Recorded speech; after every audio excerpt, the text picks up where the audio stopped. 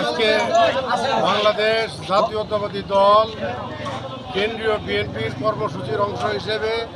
৪৭ বছরের প্রতিষ্ঠাবার্ষিকী পালন উদযাপন উপলক্ষে আজকে শেরপুর সদর থানা বিএনপির উদ্যোগে যথাযোগ্য মর্যাদায় এই দিবসটি পালন করা হয়েছে। ১৪টি ইউনিয়নের ১২৬টি ওয়ার্ড থেকে নেতাকর্মীরা মিছিল সহকারে আমরা এই প্রতিষ্ঠাবার্ষিকীর অনুষ্ঠান উদযাপন করলাম। আমাদের প্রতিষ্ঠাবার্ষিকীর আমাদের নতুন সরকারের কাছে জনমানুষের প্রত্যাশা যে ২০২৬ সনে একটা অবাধ নিরপেক্ষ এবং সুষ্ঠু নির্বাচন হবে। সেই নির্বাচনে বাংলাদেশ জাতীয়তাবাদী দল অংশগ্রহণ করবে এবং আমাদের পার্টির অ্যাক্টিং চেয়ারম্যান জনাব তারেক রহমান, দেশনেত্রী বেগম খালেদা জিয়ার নেতৃত্বে সেই নির্বাচনে অবাধ নিরপেক্ষ সুষ্ঠু নির্বাচনের মধ্য দিয়ে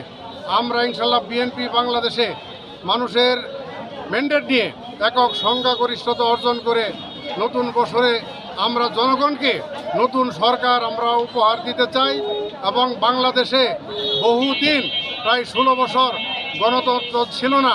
বাক স্বাধীনতা ছিল না, মানুষ কথায় কথায় গুম হয়ে যাইত। মানুষের মামলা হামলা দিয়ে এই ফেজিবাদী শেখ হাসিনা যেভাবে জুলুম অত্যাচার এই বাংলাদেশের মানুষের উপর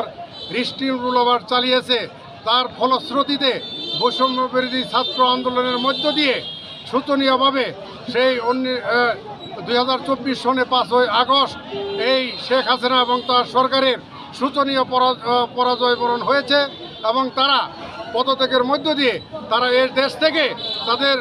জ্ঞাতি গোষ্ঠী এমপি মন্ত্রী সবাইকে নিয়ে দেশ থেকে পালিয়েছে। আমরা নতুন সরকারের কাছে প্রত্যাশা করি যে ২০২৫ সনের মধ্যে ডিসেম্বরের মধ্যে যাতে শেখ হাসিনা এই দেশের সম্পদ লুটপাটকারী এবং তার মন্ত্রী এমপি উপজেলা চেয়ারম্যান যারা সম্পদ লুটপাট করে রাতারাতি সম্পদের পাহাড় করেছেন, বিদেশে পাচার করে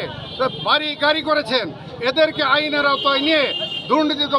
দমন কমিশনের মধ্য দিয়ে আমাদের শেরপুরের সমস্ত জনগণ শেখ হাসিনার দ্রুত বিচার দাবি করছি এবং আন্তর্জাতিক যুদ্ধাপরাধ ট্রাইব্যুনালে শেখ হাসিনা সহ যারা যুদ্ধাপরাধ যারা জড়িত আছে তাদেরকে আইনের আওতায় নিয়ে দ্রুত বিচার কার্যকর করার আহ্বান জানাচ্ছি। সকলকে ধন্যবাদ।